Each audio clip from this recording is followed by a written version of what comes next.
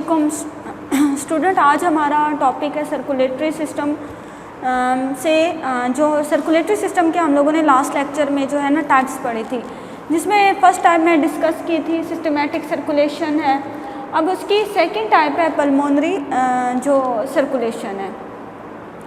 अब pulmonary circulation के अंदर हम जो है कि एक जो ब्लड सुपीरियर वेना केवा या इन्फीरियर वेना केवा के ज़रिए आपके हार्ट के अंदर आता है for the purpose of cleaning भी आप कह सकते हो, क्योंकि इससे जो कार्बन डाइऑक्साइड है वो दिल से फिर जब लंग्स की तरफ ब्लड जाता है तो कार्बन डाइऑक्साइड का रिमूवल होता है। तो पल्मोनरी सर्कुलेशन में सिस्टमेटिक में तो ये है कि आपके पूरे बॉडी से जो डीऑक्सीजनेटेड ब्लड है वो कलेक्ट होकर दिल में कैसे आता है और दिल से ऑक्सीजनेटेड ब्लड दोबारा आपकी पूरी बॉडी के अंदर कैसे सर्कुलेट करता है।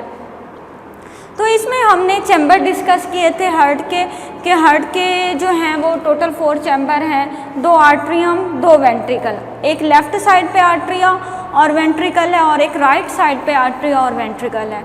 तो सिस्टमेटिक सर्कुलेशन में ये था कि रिवीजन क्योंकि थोड़ी सी होनी चाहिए, उसके बाद मैं आपको नेक्स्ट टॉपिक समझाती हूँ कि सिस्टमेटिक सर्कुलेशन में कि जो पूरे जिस्म के अंदर डीऑक्सीजनेटेड ब्लड है वो कैसे जो है आपके हार्ट के अंदर आता है। तो सिर्फ 2 जो हैं वेन्स हैं, एक को हम बोलते हैं सुपीरियर वेना केवा और एक होती है इन्फीरियर वेना केवा। जो सुपीरियर वेना केवा होता है वो आपके जिस्म के जो बलाई हिस्से होते हैं उनका खून और आपके जो बाजुओं का खून होता है उसको इकट्ठा करके दिल के राइट आर्ट्रियम के अंदर ट्रांसफ़र करवाता है। और ये बात याद रखनी है, डीऑक्सीजनेटेड ब्लड राइट आर्ट्रियम में आता है किसके ज़रिए? सुपीरियर वेना केवा या और इन्फीरियर वेना केवा के ज़रिए। सुपीरियर वेना केवा में क्या आता है? आपका जिस्म का बलाई हिस्सा और बाजू, और जो इन्फीरियर वेना केवा है उसमें आपके जिस्म का धड़ और से जो सारा ब्लड इकट्ठा होकर आता है इन्फीरियर वेना केवा के ज़रिए दिल के राइट आर्ट्रियम में। राइट आर्ट्रियम जो है वो कंट्रैक्ट होता है, ब्लड जाता है राइट वेंट्रिकल में। राइट वेंट्रिकल से ब्लड दोनों लंग्स की तरफ जाता है और वहाँ से दोनों लंग्स के अंदर जो है वो गैसेस का एक्सचेंज हो जाता है। ब्लड के अंदर से कार्बन डाइऑक्साइड रिमूव होकर आउटर एटमॉस्फेयर में चली जाती है और बाहर से जो है वो ऑक्सीजन जो है वो आपके ब्लड के अंदर शामिल हो जाती है। अब मतलब क्या कि ब्लड आपका ऑक्सीजनेटेड हो गया है, उसमें से कार्बन डाइऑक्साइड रिमूव हो गई है।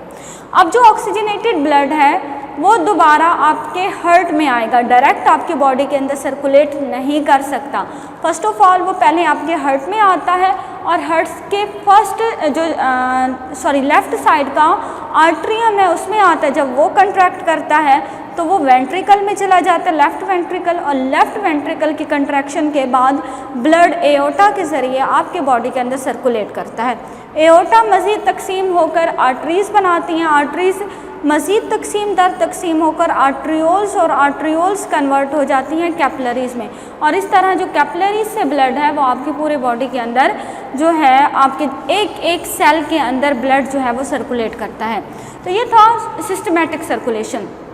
पल्मोनरी सर्कुलेशन में हमने देखना है कि ब्लड आपके लंग्स के अंदर कौन कौन सी वेसल्स के ज़रिए जाता है और फिर जो है लंग्स में कहाँ पर कौन से सेल्स के अंदर गैसेस का तबादला होता है और फिर कौन सी वेसल्स के ज़रिए आपके जो हार्ट है उसमें दोबारा वापस आता है। तो इसको दोबारा समझने के लिए कि पता होना चाहिए कि दिल के 4 चैम्बर्स हैं, 2 आर्ट्रियम 2 वेंट्रिकल, और जो लेफ़्ट साइड के आर्ट्रिया और वेंट्रिकल हैं उसमें ऑक्सीजनेटेड ब्लड आता है और जो राइट वाले हैं उनमें डीऑक्सीजनेटेड ब्लड आता है। तो first of all pulmonary circulation में क्या होता है कि ब्लड साफ होने के लिए हार्ट से लंग्स में जाता है। पहले क्या कि जिस्म से कलेक्ट हुआ सुपीरियर और इन्फीरियर वेना केवा के ज़रिए हार्ट में गया, हार्ट से लंग्स में गया, लंग्स से ये दोबारा दिल में आता है। लेकिन पहले समझना चाहिए कि दिल के कौन से चैम्बर में डीऑक्सीजनेटेड ब्लड होता है। ये जो हार्ट का राइट चैम्बर है ना, इसमें होता है डीऑक्सीजनेटेड ब्लड, जिस्म से इकट्ठा होकर डीऑक्सीजनेटेड ब्लड राइट आर्ट्रियम के अंदर आता है। राइट आर्ट्रियम से राइट वेंट्रिकल में कब होता है? जब राइट आर्ट्रिया कंट्रैक्ट करता है और राइट वेंट्रिकल रिलैक्स पोजीशन में होता है, तो उस वक्त राइट आर्ट्रियम से ब्लड राइट वेंट्रिकल में जाएगा। फिर राइट वेंट्रिकल कंट्रैक्ट करता है, सिकुड़ता है, तो उस दौरान वहाँ से खून पल्मोनरी आर्टरी के ज़रिए लंग्स में चला जाता है। अब याद रखना है इस बात को कि वैसे तो आपके बॉडी के अंदर आर्टरीज में ऑक्सीजनेटेड ब्लड होता है, लेकिन जो आर्टरी दिल से फेफड़ों की तरफ जा रही है वो कौन सी होती है? वो कौन सा खून लेकर जाती है? कार्बन डाइऑक्साइड वाला खून, मतलब डीऑक्सीजनेटेड ब्लड पल्मोनरी आर्टरी से लंग्स में चला जाता है। उसके बाद क्या होता है कि पल्मोनरी आर्टरी मज़ीद तकसीम दर तकसीम होकर मज़ीद यानी कि वो और बारीक नालियों में तकसीम हो जाती है और उनको हम बोलते हैं पल्मोनरी आर्ट्रियोल्स। और ये जो पल्मोनरी आर्ट्रियोल्स होती हैं ये मज़ीद छोटी नालियों में तकसीम हो जाती हैं। लंग्स के अंदर जब एंटर होती हैं तो मज़ीद और छोटी नालियों में तकसीम हो जाते हैं, जिनको बोला जाता है पल्मोनरी कैपिलरीज़।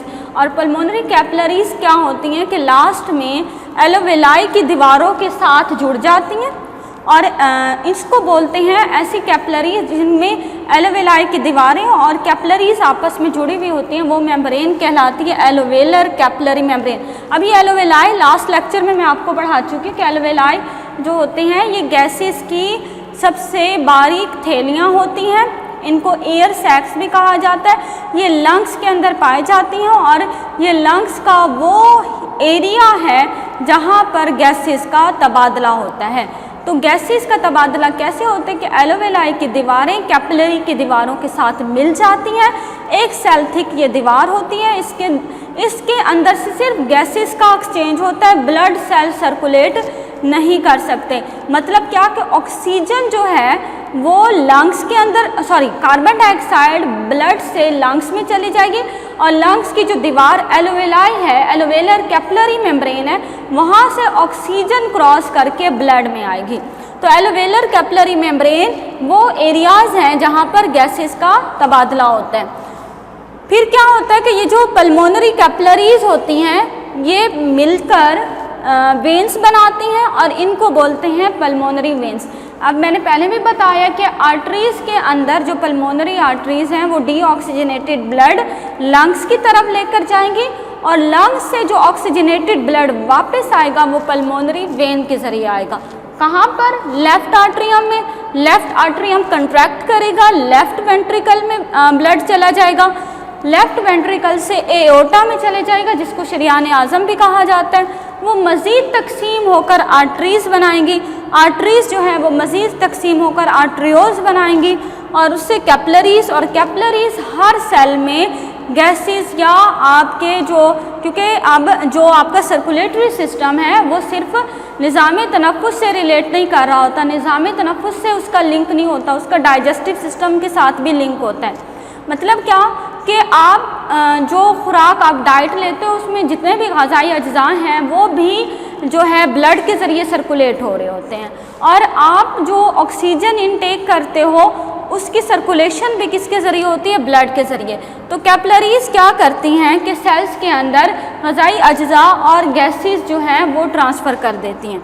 तो एक डायग्राम यहाँ पर हर्ट शो करवाया हुआ है, ये उसके चैम्बर्स हैं। यहाँ पर आज आपको सिर्फ मैं पल्मोनरी वेन्स और पल्मोनरी आर्टरीज़ यहाँ पर शो करवाई है और एओर्टा, क्योंकि पल्मोनरी सिस्टम बढ़ाया जा रहा है तो सिर्फ यहाँ डायग्राम में इनको शो करवाया है। पल्मोनरी आर्टरी जो है ये लंग्स की तरफ खून को फेफड़ों की तरफ ले जाती है। मतलब हार्ट से जो ब्लड है वो फेफड़ों में साफ़ होने के लिए पल्मोनरी आर्टरी के ज़रिए जाएगा और फेफड़ों से साफ खून जो है वो पल्मोनरी वेन के ज़रिए दोबारा दिल में आएगा। मतलब यहाँ से ब्लड जाएगा और इस पोर्शन से पल्मोनरी वेन के ज़रिए लंग्स से दोबारा ब्लड, साफ खून ब्लड दिल में आएगा, साफ ब्लड। एओर्टा क्या होता है कि ये वो सबसे बड़ी नाली है कि जब लेफ़्ट वेंट्रिकल सिकुड़ता है तो ब्लड को जो है एओर्टा जो है उसके ज़रिए पूरे जिस्म में सर्कुलेट होता है और इसमें ऑक्सीजनेटेड ब्लड होता है। मतलब दोबारा एक बार बता देते हैं कि सुपीरियर वेना केवा और inferior vena cava deoxygenated blood को जिस्म से दिल में लाती हैं। और एओर्टा एक वो नाली है जो कि साफ खून को जिस्म की तरफ लेकर जाती है। दो वेन्स के ज़रिए, दो वेसल्स के ज़रिए ब्लड, डीऑक्सीजनेटेड ब्लड दिल में आता है और एक के ज़रिए जो है वो दोबारा आपके जिस्म में सर्कुलेट करता है। और वो जो एक नाली है जिसके ज़रिए साफ खून जिस्म की तरफ जाता है उसको बोलते हैं एओर्टा। ये आज का हमारा टॉपिक था। इंशाल्लाह नेक्स्ट जो आपके पास 2 टॉपिक्स रह गए हैं वो डिस्कस करेंगे।